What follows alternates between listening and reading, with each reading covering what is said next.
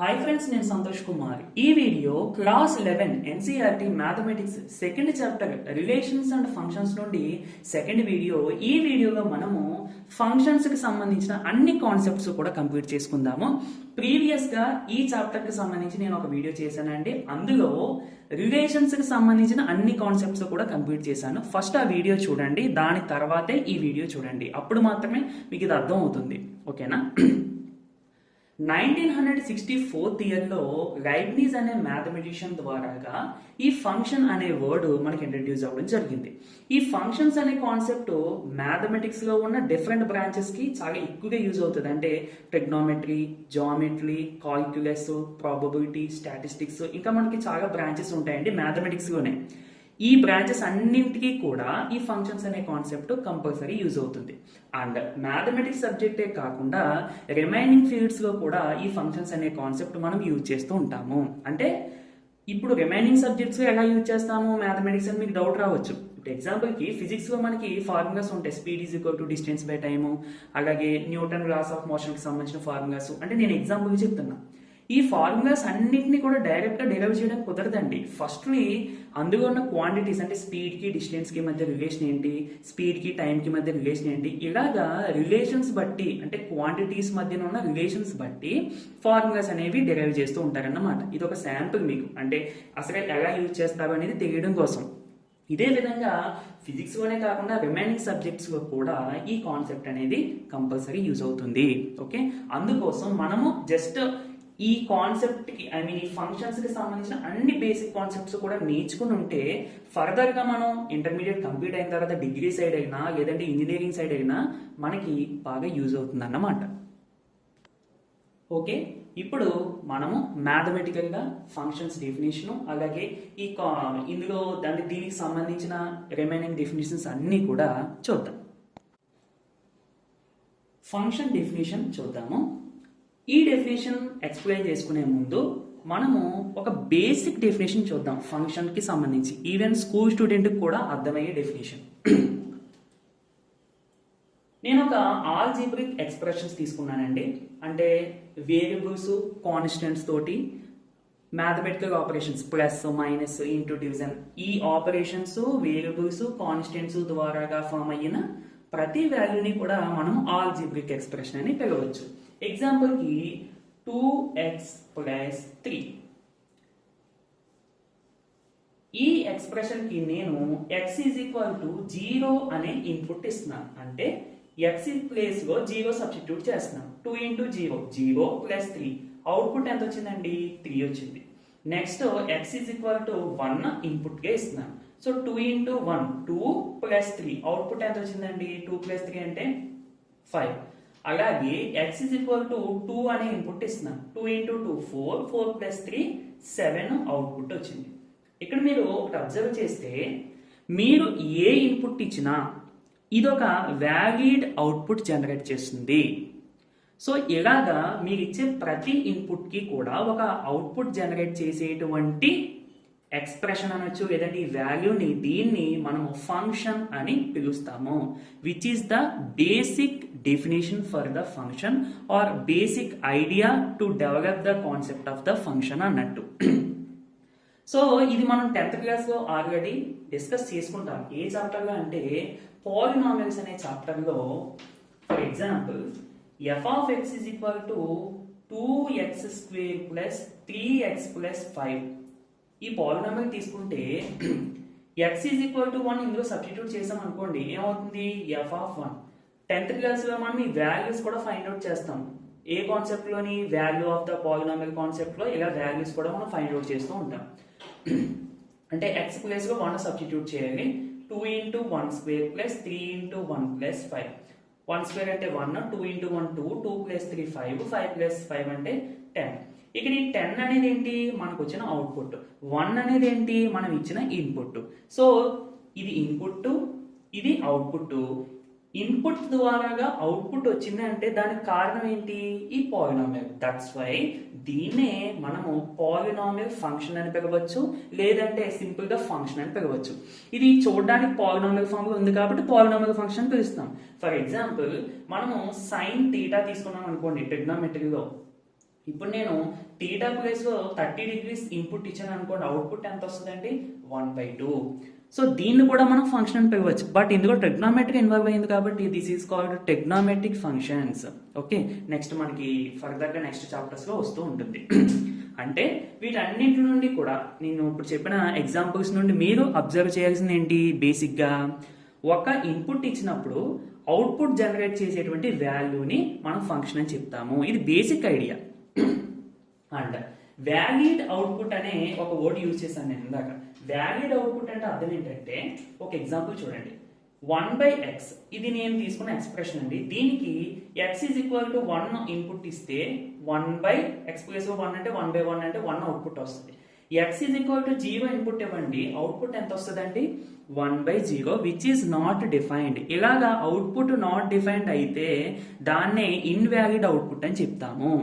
అలాంటి invalid outputs గురించి మనం మాట్లాడుకోము, అంటే ఆ వాల్యూస్ మనము ఫైండ్ అవుట్ చేయలేము కాబట్టి మనం దాని గురించి మాట్లాడుకోము అన్నట్టు. ఓకేనా? అంటే వ్యాలిడ్ అవుట్పుట్ కి ఇన్వాలిడ్ అవుట్పుట్ కి డిఫరెన్స్ మీకు తెలియాలి. ఇప్పుడు ఫంక్షన్ యొక్క స్టాండర్డ్ డెఫినేషన్ చూద్దాము. ఈ రెండు డెఫినేషన్స్ కూడా మనం ఎక్స్ప్లెయిన్ చేసుకుందాము. ఇది మ్యాథమెటికల్ డెఫినేషన్, ఇది normal general definition. First, A relation f from set A to set B is said to be function if every element of set A has one and only one image in set B. Firstly మనము ఒకటి function అని చెప్పాలి అంటే అది relation అవ్వాలి. అంటే రిలేషన్నే మనము ఫంక్షనా కాదా అనేది చెప్తాం. దేని బట్టి అంట? సెట్ ఏలో ఉన్న ప్రతి ఎలిమెంట్ కి కూడా one and only one image మాత్రమే ఉండాలి సెట్ బిలో. రిలేషన్ డెఫినేషన్ చెప్పుకునేటప్పుడు మనం ఈ విధంగా యారో డయాగ్రామ్ చెప్పుకోవడం జరిగింది. సో ఇది సెట్ ఏ, ఇది సెట్ బి, అండ్ రిలేషన్ ఈ విధంగా ఆర్ తో రిప్రజెంట్ చేస్తాము. బట్ ఇక్కడ డెఫినేషన్ మనకి ఎఫ్ ఇచ్చారు కదా, ఎఫ్ తీసుకుందాం. ఇందులో ఏ, బి, సి తీసుకుంటున్నాను, ఇందులో 1, 2, 3 తీసుకుంటున్నాను. ఫస్ట్లీ ఇది రిలేషన్ అవ్వాలి, అప్పుడే మనం ఫంక్షనా కాదా అనేది చెప్తాం. అండ్ అంటే ఏకి 1 తో రిలేట్ అయ్యి ఉంది, ఐ మీన్ ఏకి 1 కి కనెక్షన్ ఉంది, బికి 2 కి కనెక్షన్ ఉంది, సికి 3 కి కనెక్షన్ ఉంది. మరొక విధంగా చెప్పాలి అంటే 1 is the image of A, 2 is the image of B, 3 is the image of C, అలాగైనా చెప్పొచ్చు. ఫస్ట్ ఇది రిలేషన్ ఫంక్షన్ కాదా మనం చెప్పాలి. మనం చూసుకోవాల్సింది ఏంటంటే ఏలో ఉన్న ప్రతి ఎలిమెంట్ కి కనెక్షన్ ఉందా? ఉంది. నెక్స్ట్, ఓన్లీ ఒక్క ఇమేజ్ మాత్రమే ఉండాలి, 2 ఇమేజెస్ ఉండకూడదు ఒకే ఎలిమెంట్ కి. సో ఇక్కడ చూడండి, ఏకి 1 ఇమేజ్, బికి 1 ఇమేజ్, సికి 1 ఇమేజ్, డిఫరెంట్ ఇమేజెస్ ఉన్నాయి కాబట్టి మనము దీని ఫంక్షన్ అని చెప్పొచ్చు. మరొక ఎగ్జాంపుల్ చూద్దాము. ఇప్పుడు ఇక్కడ 1, 2 లేదంటే ఏ, బి, సి తీసుకుందాము.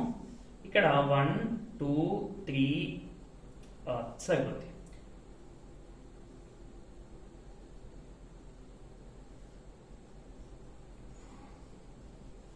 ఇప్పుడు చూడండి, ఇది ఇనీషియల్ గా రిలేషన్ ఫంక్షన్ అవుతుందా అవదా? ఏలో ఉన్న ప్రతి ఎలిమెంట్ కూడా బిలో ఉన్న ఎలిమెంట్స్ కి కనెక్ట్ అయి ఉన్నాయి. అంటే కనెక్ట్ అవ్వకుండా ఉండాలంటే ఈ విధంగా ఉండాలి. అర్థమైందండి? ఎలా ఉన్నా కానీ ఫంక్షన్ అవ్వదు.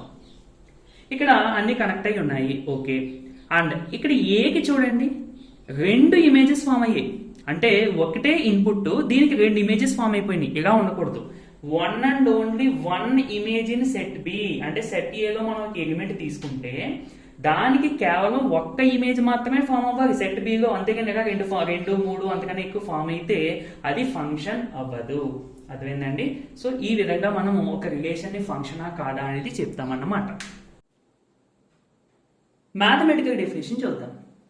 ఏ and B 2 non-empty sets and F be a relation from A to B. Capital ఏ అనేది ఒక సెట్, క్యాపిటల్ బి అనేది ఒక సెట్. నాన్ ఎంప్టీ సెట్లు అంటే అందులో ఎలిమెంట్స్ ఉంటాయి అని అర్థం.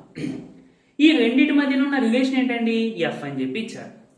Next, if for each small A belongs to capital A there exists unique small B belongs to capital B such that ordered by a comma b belongs to f, then f is called a function or mapping from a to b. అంటే small a for each small A belongs to A. దాని అర్థం capital ఏలో ఉన్న ప్రతి element కి అని అర్థం, అంతేగాని స్మాల్ ఏ ఒక్కటే ఇచ్చారు కదా సో ఈ క్యాపిటల్ ఏలో స్మాల్ ఏ ఒక్క ఎలిమెంట్ ఉంది అని కాదు.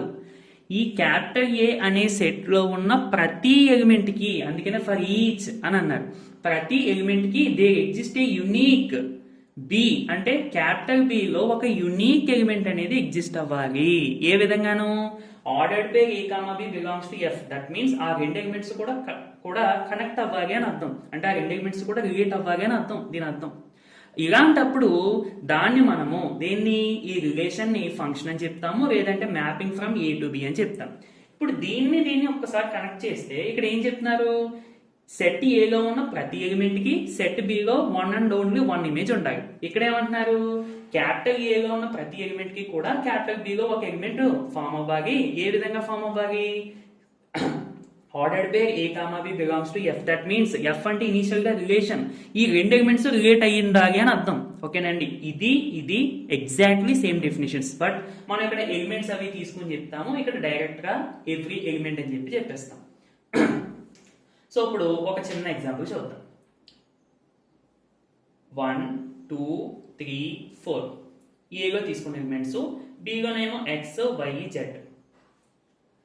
ఫస్ట్ మీ రిలేషన్ నేను ఒక డిఫైన్ చేస్తాను చూడండి.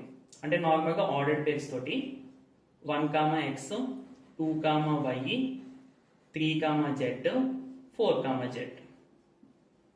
దీన్ని ఫంక్షన్ అని పిలవాలి అంటే for each a belongs to A, అంటే క్యాపిటల్ ఏగా అన్ని ఎలిమెంట్స్ కి చూడు, 1 ఉంది, 2 ఉంది, 3 ఉంది, 4 వచ్చేసింది. Okay, there exist unique B belongs to B. ఒక ఎలిమెంట్ ఎగ్జిస్ట్ అవ్వాలి సెట్ బిలో.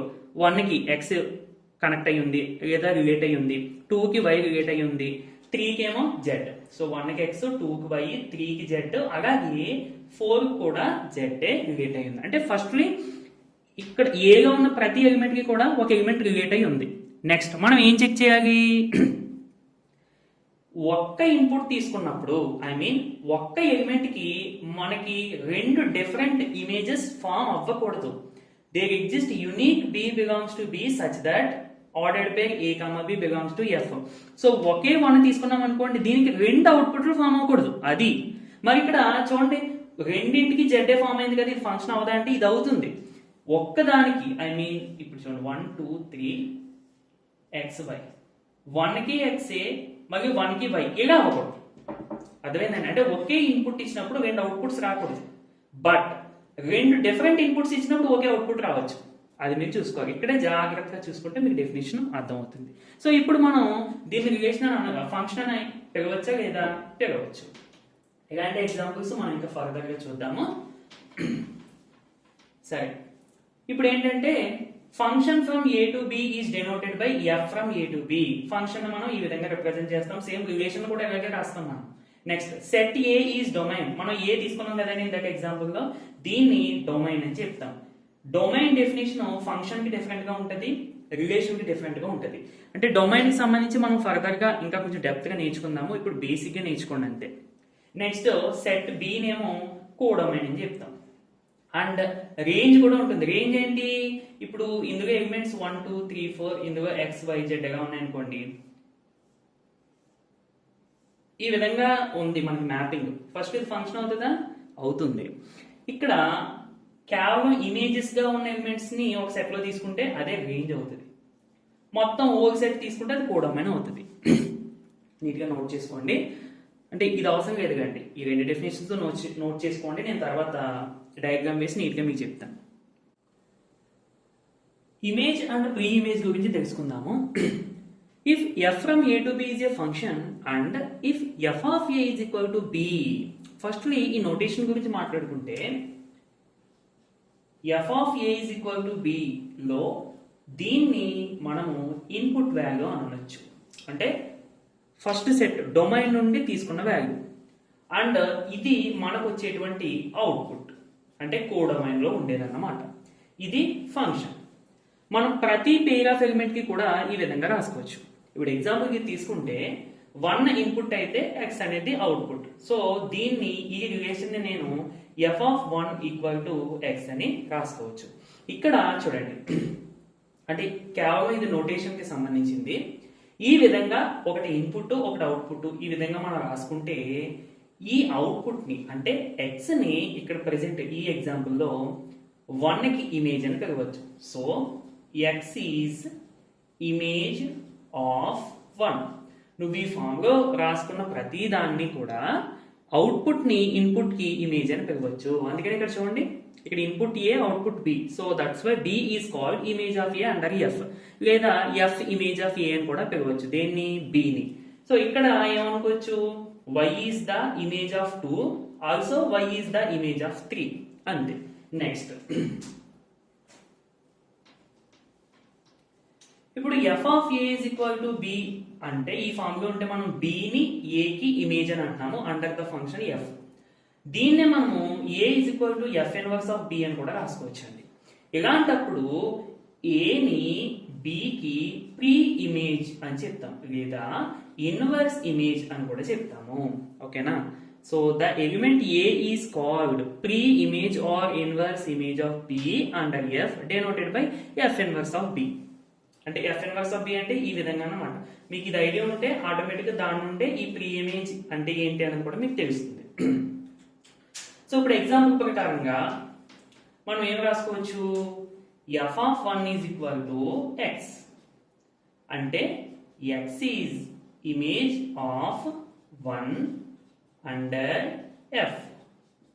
అదేవిధంగా 1 equal to f inverse of x అని రాసుకోవచ్చు. అంటే ఇది మీకు గుర్తుపెట్టుకోవడానికి ఎలా అంటే సింపుల్ గా ఈ f ని ఇటు ట్రాన్స్పోజ్ చేసాము అన్నట్టు గుర్తు పెట్టుకోవడానికి మాత్రమే, ఇది ఎలా ట్రాన్స్పోజ్ చేయడం కాదు, జస్ట్ గుర్తు పెట్టుకోవడానికి. ఇది తెలిగినప్పుడు ఇన్వర్స్ అయింది అన్నట్టు.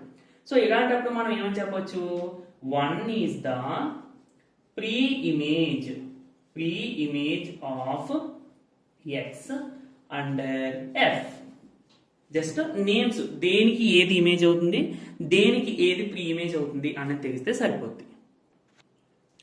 ఒక ఎగ్జాంపుల్ చూద్దామండి. ఈ ఎగ్జాంపుల్ ద్వారాగా ఫంక్షన్ కి సంబంధించిన కాన్సెప్ట్ మరియు దాని తర్వాత domain, codomain, range, image, pre image ఇవి మనం చెప్పుకున్నాం కదా. ఇవన్నీ కూడా ఈ ఎగ్జాంపుల్ ద్వారాగా మళ్ళీ ఒకసారి రివైజ్ చేసుకుందాము. అంటే మీకు బాగా గుర్తుంటుంది అన్నమాట ఇలా ఎగ్జాంపుల్స్ ద్వారా డెఫినేషన్స్ గుర్తు పెట్టుకుంటే. ఏ బి రెండు సెట్లు తీసుకున్నానండి, కార్టేషియన్ ప్రోడక్ట్ కూడా చేశాను. అండ్ ఇక్కడ నేను 4 రిలేషన్స్ రాసాను చూడండి, R1, R2, R3 and R4. ఇప్పుడు మనం చేయాల్సింది ఏంటంటే వీటిలో ఈ 4 రిలేషన్స్ లో ఏది ఫంక్షన్ అవుతుంది అనేది ఫైండ్ అవుట్ చేద్దాం. డయాగ్రమాటిక్ రిప్రజెంటేషన్ అయితే మనకి బాగా అర్థం అవుతుందండి. ఫస్ట్ ఏలో 1, 2, 3 ఉన్నాయి. నెక్స్ట్ బిలో ఏ, బి, సి ఉన్నాయి.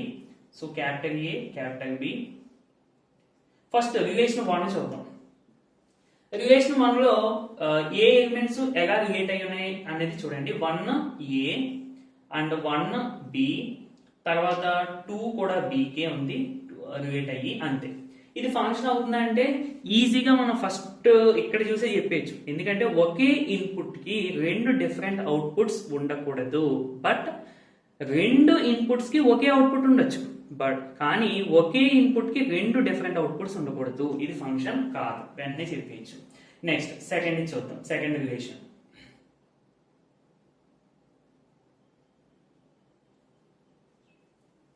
(1, a అండ్ 1, b). ఇక్కడ కూడా చూడండి, ఇక్కడే చెప్పేయచ్చు మనం ఫంక్షన్ కాదని. ఎందుకంటే ఒకటే ఇన్పుట్ 2 అవుట్పుట్స్ ఉన్నాయి, డిఫరెంట్ అవుట్పుట్స్, కాబట్టి సెకండ్ కూడా ఫంక్షన్ కాదు. నెక్స్ట్ థర్డ్ రిలేషన్ కూడా చెక్ చేద్దాము. 1, a 2, b 3, b. ఇది ఫంక్షన్ అవుతుందంటే ఎస్ ఫంక్షన్ అవుతుంది. ఫంక్షన్ అవ్వాలంటే ఏలో ఉన్న ప్రతి ఎలిమెంట్ రిలేట్ అయిపోవాలి బిలో ఉన్న ఎలిమెంట్ కి. ఓకే, అన్ని రిలేట్ అయిపోయినాయి. నెక్స్ట్ ఒక్క ఇన్పుట్ కేవలం ఒక్క అవుట్పుట్ కి మాత్రమే రిలేట్ అవ్వాలి. అంటే ఒకే ఇన్పుట్ కి 2 అవుట్పుట్స్ ఉండకూడదు. So 1 is related to A, 2 is related to B and 3 is also related to B. So ఇక్కడ 2 కి అవుట్పుట్ బిఏ, అలాగే 3 కి కూడా అవుట్పుట్ బిఏ ఇలా ఉండొచ్చు. కానీ 1, 2, 3 ఏ, బి, సి ఇలా ఉన్నప్పుడు 1 కి ఇన్పుట్ ఏ, ఇన్పుట్ 1 అయినప్పుడు అవుట్పుట్ ఏ, మళ్ళీ ఇన్పుట్ 1 అయినప్పుడు అవుట్పుట్ బి ఇలా ఉండకూడదు. అర్థమైందంటే మీకు కన్ఫ్యూజ్ అవ్వకూడదు. సో ఇది మనకి ఫంక్షన్ అవుతుంది. అలాగే R4 కూడా 4th రిలేషన్ కూడా చెక్ చేసుకుంటే సో ఇది ఏ 1 2 3 A B C. So 1 is related to A, 2 is also related to A, 3 is related to C. ఏలో ఉన్న ప్రతి ఎలిమెంట్ కి కనెక్షన్ ఉంది బిలో ఉన్న ఎలిమెంట్స్ తో, అండ్ ఒక్క ఇన్పుట్ కి కేవలం ఒక్క అవుట్పుట్ మాత్రమే ఉంది. ఒకే ఇన్పుట్ కి రెండు అవుట్పుట్స్ లేవు, కాబట్టి this is also a function. So మనకి థర్డ్ రిలేషన్ ఫోర్త్ రిలేషన్ కూడా ఫంక్షన్స్ అవుతాయి. చూడండి, ఇందాక మన ఎగ్జాంపుల్ అంటే రిలేషన్స్ రాసుకుని ఫంక్షన్స్ అది చెక్ చేసాం కదా, అందులో థర్డ్ రిలేషన్ మరియు ఫోర్త్ రిలేషన్ కూడా ఫంక్షన్ అయ్యాయి. నేను అందులో థర్డ్ రిలేషన్ తీసుకున్నానండి. సో ఇది ఫంక్షన్ కదా. ఇప్పుడు దీని యొక్క డయాగ్రామెటిక్ రిప్రజెంటేషన్ ఇక్కడ చూడండి, అంటే దీన్ని యారో డయాగ్రామ్ అని అంటాము. రిలేషన్స్ చెప్పినప్పుడు నేను చెప్పాను. సెట్ ఏలో 1 2 3, సెట్ బిలో ABC. ఇప్పుడు 1 is related to A, 2 is related to B, 3 is related to B. ఇక్కడ ఏలో ఉన్న అంటే ఐ మీన్ ఈ ఏ సెట్ ని మనం కోడొమైన్ అని పిలవచ్చు. ఏలో ఉన్న ప్రతిదీ కూడా మనకి ఇన్పుట్స్ అని సెపరేట్ గా పిలుస్తాము. అంటే ఇన్పుట్ అవుట్పుట్ అని చెప్పి మనకి ఎక్కడ ఉండదండి, జస్ట్ మనకి కొంచెం క్లారిటీగా ఉండడం కోసం అలా చెప్పుకుంటాం అంతే. సో ఇది డొమైన్ అవుతుంది, అండ్ ఈ ఓల్ సెట్ బిని మనం కోడొమైన్ అని చెప్తాం. బట్ ఇందులో ఏవైతే కనెక్ట్ అయి ఉన్నాయో, అంటే ఏ ఎలిమెంట్స్ అయితే వీటికి ఇమేజెస్ గా ఉన్నాయో వాటిని, అంటే అవన్నీ కూడా ఒక సెట్ లో తీసుకుంటే దాన్ని మనం రేంజ్ అని అంటాము. అర్థమైందండి? సో ఇక్కడ ఏ బి మాత్రమే దీనికి రిలేట్ అయి ఉన్నాయి డొమైన్ లో ఉన్న ఎలిమెంట్స్ కి, కాబట్టి ఈ రెండు కలిపి ఉన్న సెట్ ని మనం రేంజ్ అని చెప్తాము. ఈ ఓల్ సెట్ ని కోడొమైన్ అని చెప్తాం. And important point, range is subset or equal to codomain. అంటే ఎప్పుడైనా సరే రేంజ్ అనేది కోడొమైన్ తో కంపేర్ చేసుకుంటే కొంచెం చిన్నదిగానే ఉంటుంది, బట్ ఒక్కొక్కసారి maybe range is equal to codomain కూడా అవ్వచ్చు. అంటే చిన్నదిగా అంటే అర్థం సైజ్ చిన్నదని కాదండి, కోడొమైన్ లో ఉన్న ఎలిమెంట్స్ కొన్నింటితో రేంజ్ ఫామ్ అవుతుంది అని అర్థం. ఓకేనా? నెక్స్ట్, ఇందాక ఇమేజ్ ప్రీ ఇమేజ్ కూడా చెప్పుకున్నాం కదా, అది కూడా రాస్తున్నాను చూడండి. 1 ఏకి రిలేట్ అయి ఉంది, అంటే దట్ మీన్స్ ఇది ఇన్పుట్ ఇది అవుట్పుట్. సో దీన్ని నేను ఎలా రాసుకోవచ్చండి? f(1) = a. అంటే మనం ఏమన్నా పిలవచ్చు, a is the image of 1 under f. And pre image విషయానికి వచ్చేస్తే f ని ట్రాన్స్పోజ్ చేద్దాం. So 1 is equal to f inverse of a. అంటే మనం ఇక్కడ 1 అని ఏమని పిలవచ్చు? Pre image of a. Simple గా చూడండి, ఇప్పుడు 1 a కదా, a నేమో 1 కి ఇమేజ్ అని చెప్తాం, 1 నేమో ఏకి ప్రీ ఇమేజ్ అని చెప్తాం. ఓకేనా? కన్ఫ్యూజ్ అవ్వకండి. అంటే ఇవన్నీ మనం ఒకసారి అయినప్పుడు కొంచెం కన్ఫ్యూజింగ్ అనిపించవచ్చు, నో ప్రాబ్లం. బట్ మీరు డెఫినేషన్స్ నీట్ గా రాసుకుని రివైజ్ చేసుకుంటూ ఉండండి ర్యాండమ్ గా. అంటే ఒక వీక్లీ, అంటే ఫర్ సపోజ్ ఇవాళ మండే అనుకుందాం ఎగ్జాంపుల్, మండే ఇవాళ చదివారు, ప్రిపేర్ అయ్యారు. ఈ మండే తర్వాత మళ్ళీ 1 డే తర్వాత చదవండి.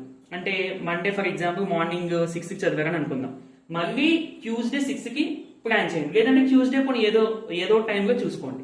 మళ్ళీ ఒక 3 డేస్ తర్వాత, అంటే ఇంచుమించుగా ఫ్రైడే సాటర్డే ఆ టైంలో మళ్ళీ రివైజ్ చేయండి. ఫస్ట్ చదివినంత టైం పడదు మళ్ళీ రివైజ్ చేసినప్పుడు. సో అక్కడికి మీకు 3 టైమ్స్ రివిజన్ అవుతుందండి. ఇలా రివిజన్ చేస్తే మీకు బాగా గుర్తుంటుంది. అండ్ దట్ టు కేవలం కాన్సెప్ట్ చదివేసి వదిలేయడం కాదు, ఎంసీక్యూ క్వశ్చన్స్ ఎక్కువగా సాల్వ్ చేస్తూ ఉండాలి. ఓకేనా? ఒక చిన్న నోట్ పాయింట్ అండి, ఫంక్షన్ మనం ఈ విధంగా రిప్రజెంట్ చేస్తాం డయాగ్రామ్ ద్వారాగా. అండ్ దీని నుంచి నేను ఇది రాశాను. ఇక్కడ 1, a ఉంది కదండి ఆర్డర్డ్ పేరు, దీన్నే మనము 1, f(1) అని కూడా రాసుకోవచ్చు. అలాగే 2, b అనే ఆర్డర్డ్ పేరు ఉంది కదా, దీన్నే మనము 2, f(2) అని కూడా రాసుకోవచ్చు. అలాగే 3, c ఉంది కదా, దీన్నే మనం 3, f(3) అని కూడా రాసుకోవచ్చు. అదేంటి దీనికి సంబంధం ఏంటి అంటే, first element okay, but second element ఎలా అయింది అని అంటే ఇక్కడ చూడండి, ఇన్పుట్ 2 అయినప్పుడు అవుట్పుట్ b అవుతుంది. సో అంటే దీన్ని మనం ఎలా రాసుకోవచ్చు, f ఆఫ్ ఇన్పుట్ 2 అయినప్పుడు అవుట్పుట్ b అవుతుంది. సో b అన్నా f(2) అన్న ఒకటే. అందుకనే మనకు ఒక్కొక్కసారి ఇలా డైరెక్ట్ గా ఎలిమెంట్స్ ఇస్తే ఎలిమెంట్స్ ఇచ్చేస్తారు, లేదంటే ఈ విధంగా ఇస్తారు అన్నమాట. అంటే ఈ విధంగా ఇచ్చారంటే దాని అర్థం అవుట్పుట్ అన్నట్టు, ఈ లోపల ఇచ్చింది ఇన్పుట్.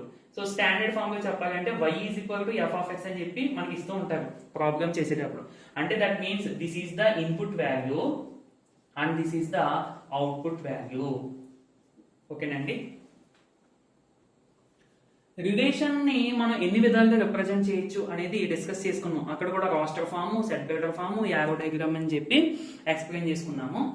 ఇక్కడ ఫంక్షన్ కూడా మనము ఒక 4 ఫార్మ్స్ లో మనం రిప్రజెంట్ చేయొచ్చండి. అంటే క్వశ్చన్స్ లో ఏ ఫామ్ ఇస్తారో అనేది మనకు తెలియదు. సో ఇవన్నీ మనం తెలుసుకున్నాం అనుకోండి, మనకి ఎటువంటి కన్ఫ్యూజన్ ఉండదు. First roster form, set builder form, arrow diagram, algebraical form. Already మనం ఈ రెండు యూజ్ చేసేసాం అనుకోండి. ఒక్కసారి మీకు మళ్ళీ చెప్తున్నాను. రాస్టర్ ఫామ్ అంటే ఆర్డర్డ్ పేర్స్ తోటి మనం డైరెక్ట్ గా సెట్ లో రాసేస్తాం. ఈ విధంగా ఒక ఫంక్షన్ ఈ విధంగా రిప్రజెంట్ చేస్తే దాన్ని మనము రాస్టర్ ఫామ్ అని అంటాం. సెట్ బెటర్ ఫామ్ అంటే ఈ ఆర్డర్డ్ పేర్ సాటిస్ఫై చేసేటువంటి కండిషన్ ని మనం సెట్ లో రాస్తాము. అలా రాస్తే దాన్ని సెట్ బెటర్ ఫామ్ అని అంటాం. ఎగ్జాంపుల్ ఇక్కడ చూడండి, ఎక్స్ వై సెట్లు తీసుకున్నాను. ఈ రెండింటి మధ్య ఫంక్షన్ ఫామ్ అయింది చూడండి. దీన్ని ఏ విధంగా రాశాను? F is equal to set of ordered pair A comma B such that A is the square of B, అంటే బిని స్క్వేర్ చేస్తే ఏ వస్తుంది అన్నట్టు. సో ఈ కండిషన్ ని సాటిస్ఫై చేసేటువంటి సెట్ ఆఫ్ ఆర్డర్డ్ పేర్స్ అని దీని అర్థం. ఈ విధంగా మనం ఫంక్షన్ రిప్రజెంట్ చేస్తే దీనే సెట్ బెటర్ ఫామ్ అని చెప్తాము. Next arrow diagram. మనం ఎగ్జాంపుల్స్ అన్ని కూడా దీన్ని యూజ్ చేసి చెప్పుకుంటాం. ఇదైతే మనకి క్లియర్ కట్ గా అర్థమైపోద్ది. ఏ ఎలిమెంట్ దేనికి రిలేట్ అయి ఉంది, దేనికి ఏది ఇమేజ్ అవుతుంది, దేనికి ఏది ప్రీ ఇమేజ్ అవుతుంది అనేది మనకి తెలిసిపోతుంది. బట్ క్వశ్చన్స్ అదిని ఈ డయాగ్రామ్స్ యూజ్ చేసి ఇవ్వరండి. ఎక్కువగా ఈ సెట్ బెటర్ ఫామ్, ఈ ఫోర్త్ ఆల్జిబ్రికల్ ఫామ్ కూడా ఇస్తూ ఉంటారు. ఓకే, సో ఒక ఫంక్షన్ తీసుకున్నాము. సింపుల్ గా ఆర్డర్డ్ సెట్ ఏ, ఇది set B, and 1 is related to A, 2 is related to B, 3 is related to C. ఈ విధంగా రాస్తాం అంతే. Next fourth the algebraical form. ఇది చాలా ఇంపార్టెంట్ అండి. మనం ఎక్కువగా ఇదే యూజ్ చేస్తాం. ఆల్జిబ్రిక్ ఫామ్ లో మనం ఫంక్షన్ రిప్రజెంట్ చేయడం కోసం ఏం చేస్తామంటే డైరెక్ట్ గా ఈక్వేషన్ రాసేస్తాం అన్నమాట. అంటే సెపరేట్ గా ఆర్డర్డ్ పేర్స్ లేదంటే కండిషన్స్ ఇవన్నీ రాయకుండా ఈ విధంగా ఈక్వేషన్ ఫామ్ గా రాసేస్తామండి. కుదిరితే ఒక్కొక్కసారి మనకి డొమైన్, కోడొమైన్ ఏంటనేది కూడా మెన్షన్ చేస్తారు. లేదంటే నార్మల్ గా ఇచ్చేస్తూ ఉంటారు. ఓకేనా? కాంపిటేటివ్ ఎగ్జామ్స్ లో అయితే, అంటే ఎప్సెట్, జేఈ మెయిన్స్, ఈ ఎగ్జామ్స్ లో అయితే కంపల్సరీగా మనకి డొమైన్, కోడొమైన్ ఏంటనేది ఇస్తారు. ఎందుకంటే వీటి బట్టే మనం ప్రాబ్లమ్స్ సాల్వ్ చేయడానికి ముందుకు వెళ్ళాల్సి వస్తుంది. ఇవి తెలియకుండా మనం ప్రాబ్లమ్ చేయడానికి ఇబ్బంది అవుతుంది. ఓకే, సో ఇక్కడ F of X is equal to X cube plus 2. ఈ విధంగా మనకి ఎక్స్ప్రెషన్ ఇచ్చేసి డైరెక్ట్ గా ఫంక్షన్ అని చెప్తారన్నమాట. అండ్ దీన్నే మనము y is equal to X cube plus 2 అని కూడా రాసుకోవచ్చు. హియర్ ఎక్స్ ప్లేస్ లో మనం ఇన్పుట్స్ పెడతాము, y అంటే మనకి అవుట్పుట్స్ వస్తాయి అన్నమాట. ఓకే, ఎక్స్ ప్లేస్ లో మనకి ఇన్పుట్స్, ఈ ఇన్పుట్స్ ఎక్కడ నుంచి తీసుకుంటాము? డొమైన్ నుండి. అండ్ ఈ వచ్చేటువంటి అవుట్పుట్స్ ఎందులో ఉంటాయి? కోడొమైన్ లో ఉంటాయి. ఏదైనా మనకి చివరికి డెఫినేషన్ ఇవన్నీ కూడా ప్రతిదానికి అప్లై అవుతాయి, ప్రతి ఫామ్ కి కూడా అప్లై అవుతాయి. బట్ రాసే విధానంలో డిఫరెన్స్ ఉంటుంది అంతే.